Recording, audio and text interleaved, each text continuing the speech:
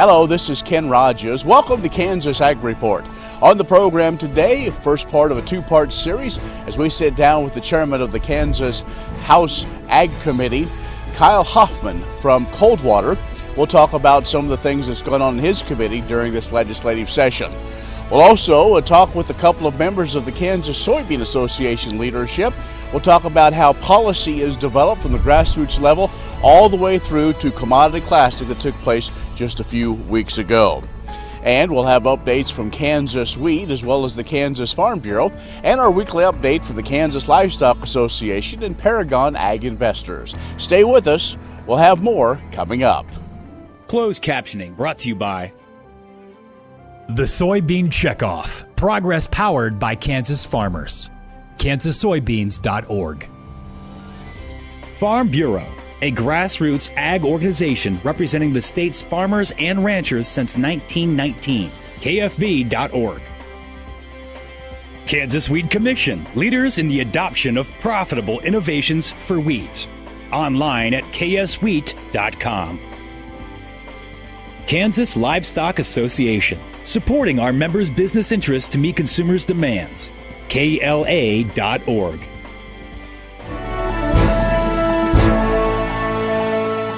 We're joined now by Kyle Hoffman, who is a state legislator from Coldwater. He also is the chairman of the House Agriculture Committee. Kyle, thanks for joining us. Thank you for having me. Well, Kyle, as we look, we're just about ready to wrap up the session. Highlight some of the things that went on in the Ag Committee this year. Well, this year, most of what we dealt with were issues that we've been dealing with for several years in Ag Committee. I've been up here for 8 years, and 6 of those years we've been dealing with issues as far as pet animal bills, noxious weed bills, and hemp, industrial hemp bills. This year, we were able to actually pass out all 3 of those issues onto the full House, and we're waiting for the Senate to pass out 2 of those issues back to us. In the next couple of days, we hopefully will be passing out the industrial hemp bill on the House floor, and then we'll go to conference. And I feel pretty confident that we'll get that bill taken care of, and also the pet animal bill. Been a lot of education when it comes to hemp. A lot of folks really have had to learn the distinction between marijuana and industrial hemp. Yeah, I'm actually one of them that if you'd have talked to me 4 or 5 years ago, I would have been totally against it. And I probably actually have voted against it a few times on the floor when it's come up. I've learned a lot over the last several years about industrial hemp. I am not totally convinced that it's the great commodity that we're all hoping that it's going to be. But this bill will start that research, and I hope it is. I hope it ends up being a great alternative to wheat in some areas of the state. And we want to remind folks, this is more of a research. This isn't just Kansas allowing hemp to grow everywhere. Right. Under federal law, the 2014 Farm Bill, we are allowed, the state's allowed to do an industrial hemp research project. And so this is a very narrowly written bill that will allow the Kansas Department of Agriculture to do this sort of a research project, or they can also go with K-State or Pittsburgh State or Fort Hays State, and they can do the research, and the department will oversee that. So I anticipate that really a lot of the work will start next year in the research part of it. Okay, that'll be a story that will continue to develop. It's Kyle Hoffman, who is the chairman of the Kansas House Ag Committee. Stay with us, we'll have more coming up. This segment brought to you by Kansas Livestock Association, supporting our members' business interests to meet consumers' demands. KLA.org. Oldie Seed Farms, carrying soil-specific seed. Find them on the web at oldieseed.com. That's OHLDE seed.com. Grass and Grain, online or in the mail, keeping Kansas farmers informed for over 60 years. Grassandgrain.com. Kansas Wheat Commission, leaders in the adoption of profitable innovations for wheat. Online at kswheat.com. Imagine having someone help you pick the best corn hybrids for every field on your farm. Your Oldie representative can combine your data with his data to offer a field-by-field prescription. Contact Oldie Seed today at 877-692-4555. All over the country, more and more communities are making the change to biodiesel made from U.S. soybean oil. And the decision continues, improving the health and welfare for millions of Americans while adding billions to our national economy.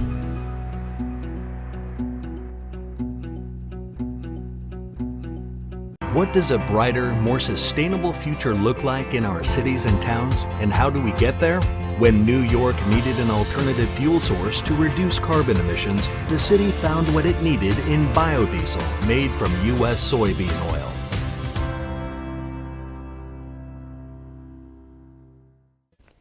The producer-funded Kansas Wheat Innovation Center was built to get improved varieties into the hands of farmers faster.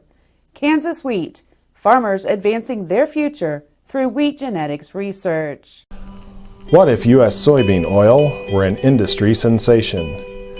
If end users started asking for it by name? That future is here, the time is now.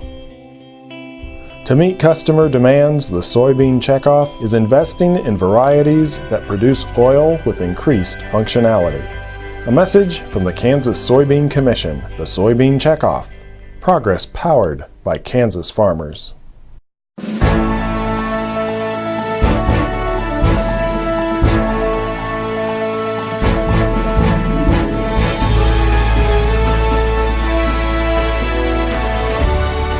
Well, joining us now is Lucas Heinen, who is the president of the Kansas Soybean Association. He's a farmer from Everest, and we're going to talk a little bit about policy kind of processes as the Commodity Classic, National Commodity Classic, just happened a few weeks ago. And Lucas, one of the things we wanted to kind of talk about is that process, and it's kind of broken up regionally. And so you talk with soybean farmers from really kind of this region of the country. Is that what kind of understand how part of that goes? Yeah, that's right. We split off by states, and we are a consortium, I guess, of Kansas, Nebraska, Texas, and Oklahoma. And in that region, sometimes we have similar issues, so we can discuss those amongst ourselves and come up with some ideas for resolutions. And if they pass out of our state caucus, then we discuss them again at the open resolution session. So talk about that. Does each state rotate by the years on who's kind of the leader, or how is that kind of developed? Well, we've been in the Kansas, and that group has been together for the last several years.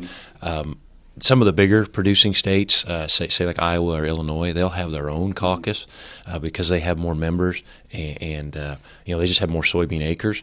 So what we do is we take, Kansas is by no means a small soybean producing state, neither is Nebraska or Texas or Oklahoma, but it takes a few of us to add up to an Iowa. So were there a couple of issues that really jumped out at you that all the states had the same concern with? Trade and taxes. Trade is critical. Farmers are concerned about their markets, and they want to protect their markets and build and enhance on the ones they have. And then taxes, no one really, at that time, you didn't have an idea about this Section 199A, and we were trying to get a handle on that. One of the issues, and while I've got you here, as we're taping this, we're still learning more about some of the tariffs that were put on by the president, and one has the bullseye on it, ag commodities, especially soybeans. Yeah, we ship a lot of soybeans to China. Nationally, I think it's 1 out of every 3 rows of soybeans goes across a pond to China, and they're a huge market, as almost $14 billion last year. This tariff action, what it's based on, I don't know. I can't comment on that, although it has created a lot of uncertainty in the markets, not just for farmers, but for the destinations for our beans. All right, Lucas, well, appreciate the update, and good luck with this year's soybean harvest, and let's hope that we have lots of markets to sell them. Oh, I hope so, and let it rain. Sounds good. Lucas Heinen, who is a farmer from Everest and the president of the Kansas Soybean Association, has joined us. Stay with us. We'll have more in just a moment. This segment brought to you by Farm Bureau, a grassroots ag organization representing the state's farmers and ranchers since 1919. KFB.org. Oldie Seed Farms, carrying soil-specific seed. Find them on the web at oldieseed.com. That's OHLDE seed.com. Grass and Grain, online or in the mail, keeping Kansas farmers informed for over 60 years. Grassandgrain.com. Kansas Wheat Commission, leaders in the adoption of profitable innovations for wheat. Online at kswheat.com.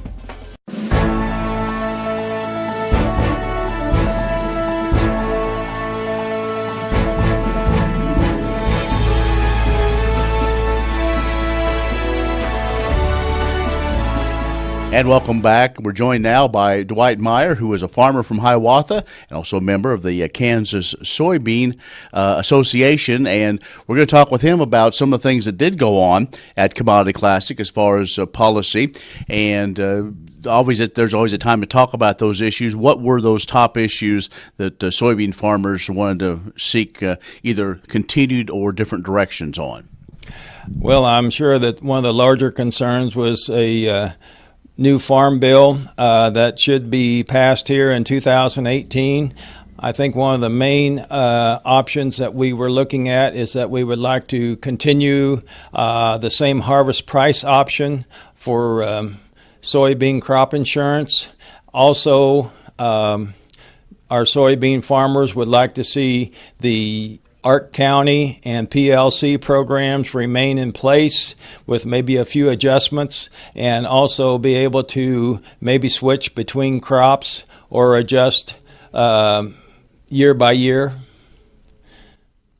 All right, so those things, but obviously with the Farm Bill, we're kind of seeing what might happen. There is some discussion about it possibly. We may have to see an extension or something because of some of the politics that seems to always happen with that. But I would guess also one of the big issues, trade and what's going on there, because obviously, what is it, every other row, or every other row, is that right? Still, it's kind of the export market. Yes, basically half of our soybeans are exported, and so we certainly have concerns as to how that will happen with the new tariffs. We also are concerned about how many more beans may be grown in South America in the future. That is one reason why we also look at trying to improve our infrastructure that we have even in our country, because we know that as South America improves their infrastructure, that we need to keep ahead of that. One thing that was one of the major items is that we had a major discussion about increasing the federal motor fuel tax by 10 cents a gallon, which in the end, that was a resolution that did pass. All right. Well, and I know that the president and others have thought about that, so that might be interesting. Before we let you go, I also want to talk, and I'm sure you had discussions about locks and dams, and those of us here in the dry, high plains don't think about it, but locks and dams are really important to all of us when it comes to moving the ag commodities. Yes, it is. We were hoping to be able to see improvement on our locks and dams. I think for 20 years we've been requesting more money to work on locks and dams. There are a few of them that are presently being worked on. However, there are many more that need to be upgraded and repaired. Okay. All right. Dwight Meyer, who is a farmer from Hiawatha, a member of the Kansas Soybean Association Board, has joined us. Stay with us. We'll have more coming up.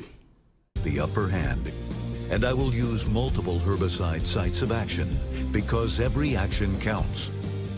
I will take action, this time for all time. Kansas Farm Bureau, the voice of agriculture, represents grassroots agriculture. The state's largest and most powerful farm organization stands up for its members through leadership development, agriculture education, legal defense, environmental advocacy, farm safety, and risk management. Members also enjoy money-saving benefits. To join our organization today or to learn more, go to www.kfb.org or find us on Facebook and Twitter. The producer-funded Kansas Wheat Innovation Center was built to get improved varieties into the hands of farmers faster. Kansas Wheat, farmers advancing their future through wheat genetics research. Spring is sprung and Premier Farm & Home has what you need to keep your yard crabgrass free throughout the season. With a complete line of pre-emergents, you can stop crabgrass before it starts. Premier Farm & Home, 900 Southwest University Boulevard, or find them on the web at heycow.com.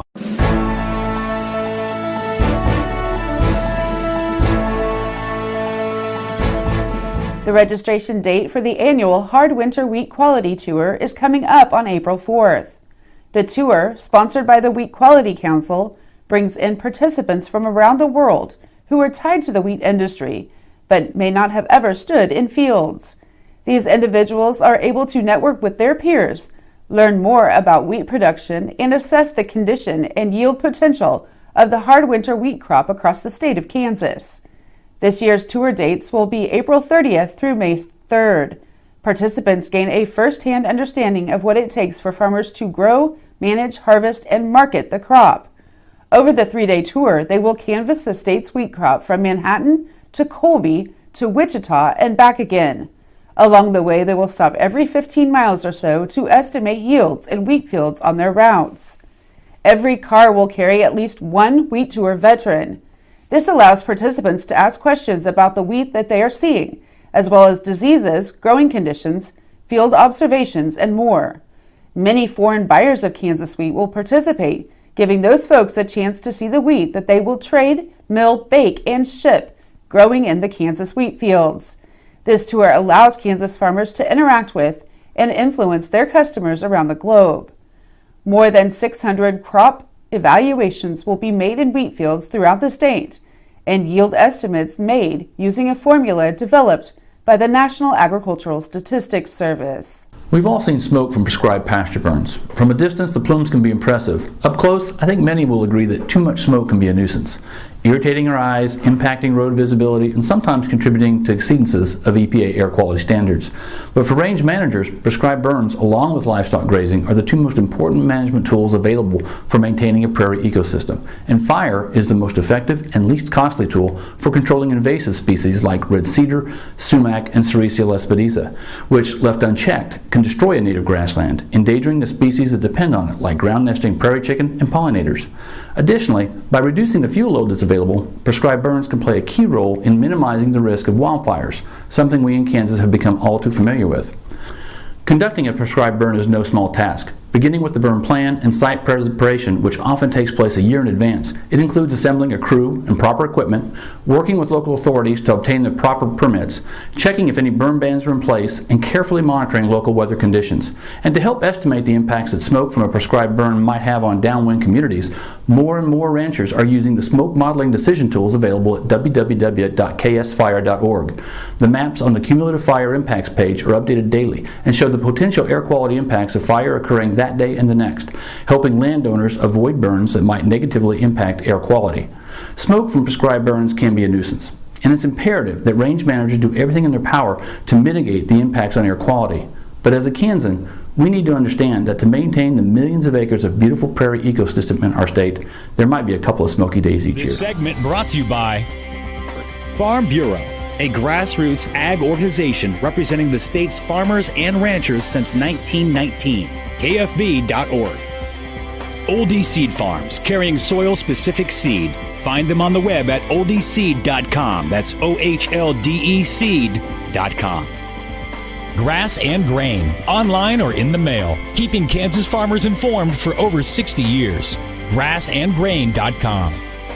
Kansas Wheat Commission, leaders in the adoption of profitable innovations for wheat. Online at kswheat.com. The producer-funded Kansas Wheat Innovation Center was built to get improved varieties into the hands of farmers faster. Kansas Wheat, farmers advancing their future through wheat genetics research. What if U.S. soybean oil were an industry sensation? If end users started asking for it by name? That future is here. The time is now. To meet customer demands, the Soybean Checkoff is investing in varieties that produce oil with increased functionality. A message from the Kansas Soybean Commission, the Soybean Checkoff. Progress powered by Kansas farmers. You need a partner that you can count on to be there for your business. Providing a depth of understanding to risk management issues so you don't have to. A knowledgeable support team located in your area, delivering products and services to make you more successful.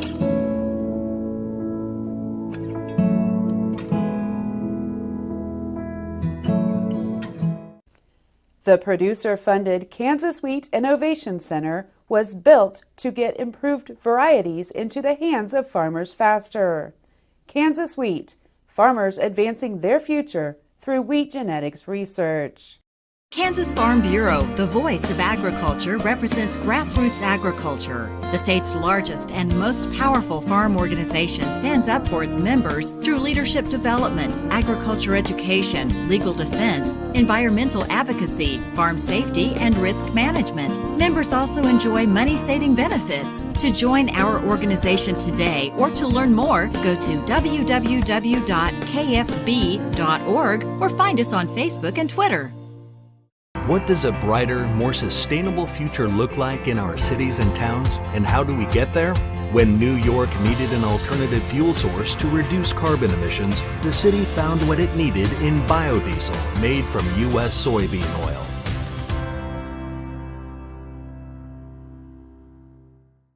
Imagine having someone help you pick the best corn hybrids for every field on your farm. Your Oldie representative can combine your data with his data to offer a field-by-field prescription. Contact Oldie Seed today at 877-692-4555. The producer-funded Kansas Wheat Innovation Center was built to get improved varieties into the hands of farmers faster. Kansas Wheat, farmers advancing their future through wheat genetics research.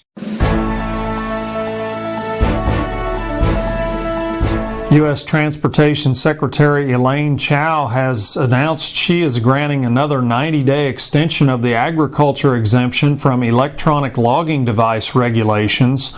National Cattlemen's Beef Association President Kevin Kester said the temporary exemption is good news for America's cattle haulers and producers because it provides the Federal Motor Carrier Safety Administration more time to help the livestock industry better understand ELDs. He said the delay also allows more time to find better solutions to the hours of service rules that are unworkable for those hauling live animals. ELD enforcement and existing hours of service regulations pose significant consequences for the livestock industry. Federal law on ELDs limits on-time duty to 14 hours with a maximum drive time of 11 consecutive hours. The driver then must rest for 10 consecutive hours before returning to duty. For the great majority of trips made by livestock haulers, this simply is not enough drive time to accommodate the realities of hauling live animals across the country. Research also demonstrates that repeated loading and unloading of animals creates stress on the livestock. Longer term, NCBA has asked Congress and the U.S. Department of Transportation to delay the enforcement of ELDs on livestock haulers at least 1 year to allow adequate time for industry concerns to be addressed. Good morning. I'm Eric Osterhaus with Paragon Ag Advisors. Our spring planting time frame is rapidly approaching, and producers are getting to add yet one more concern to their basket of worry. In this case, a potential trade war with China. There's some real fear out there from many in the ag sector as President Trump attempts to right some perceived wrongs from our Chinese friends. While some are happy to see us pressure the Chinese, most are aware that the fallout from a prolonged disruption in trade is not beneficial to either nation, and especially dangerous to our American ag sector. Soybeans are our largest export to China, but the effects of a trade war would be felt across many of the commodities, including livestock. Our president seems to fancy himself a master negotiator, and many feel that this is a part of that plan, and that this is a ploy to garner some concessions, and then the pressure will be backed off. In the meantime, however, producers need to consider what effect to their bottom line a slowdown in trade might mean, even if just for the short term. The Chinese are quite capable of pumping the brakes on trade for a period of time, if for no other reason than to prove a point. Prudence may be the better part of valor until more is known, especially if today's values still pencil in potential profits. There is value to considering implementing some short-term strategies that allow you to go to the sideline for 60 to 90 days until the smoke clears, if nothing else. There are several strategies we can help you with to accomplish just this. Give us a call today and we'd be happy to explain how. 888-452-8751. Have a productive day.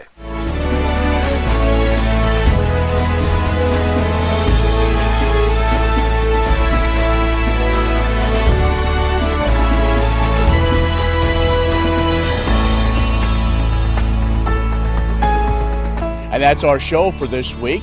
Be sure to follow along with us on social media, Kansas Ag Report on Facebook as well as Twitter. And you can also find Ag News or watch the show again online anytime at kansasagreport.net. It's Easter weekend. We hope you have time to spend with your family and celebrate the true meaning of this holiday. From all of us at Kansas Ag Report, I'm Ken Rogers. We'll see you next week. Closed captioning brought to you by The Soybean Checkoff. Progress powered by Kansas farmers. KansasSoybeans.org. Farm Bureau, a grassroots ag organization representing the state's farmers and ranchers since 1919. KFB.org. Kansas Wheat Commission, leaders in the adoption of profitable innovations for wheat. Online at kswheat.com. Kansas Livestock Association, supporting our members' business interests to meet consumers' demands. KLA.org. What if U.S. soybean oil were an industry sensation? If end users started asking for it by name? That future is here. The time is now. To meet customer demands, the Soybean Checkoff is investing in varieties that produce oil with increased functionality. A message from the Kansas Soybean Commission, the Soybean Checkoff. Progress powered by Kansas farmers. Kansas Farm Bureau, the voice of agriculture, represents grassroots agriculture. The state's largest and most powerful farm organization stands up for its members through leadership development, agriculture education, legal defense, environmental advocacy, farm safety, and risk management. Members also enjoy money-saving benefits. To join our organization today or to learn more, go to www.kfb.org or find us on Facebook and Twitter. The producer-funded Kansas Wheat Innovation Center was built to get improved varieties into the hands of farmers faster. Kansas Wheat, farmers advancing their future through wheat genetics research.